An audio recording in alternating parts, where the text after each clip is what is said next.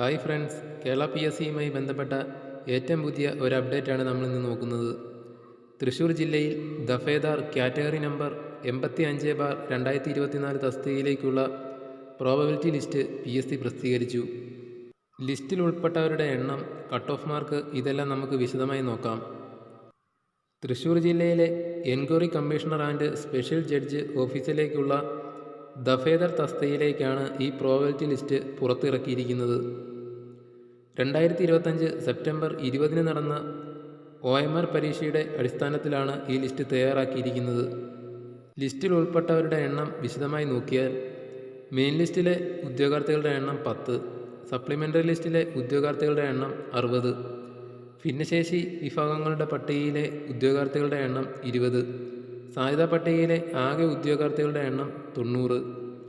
ഈ ലിസ്റ്റിൽ വന്നിരിക്കുന്ന കട്ട് ഓഫ് മാർക്ക് 86.67 മാർക്കാണ്.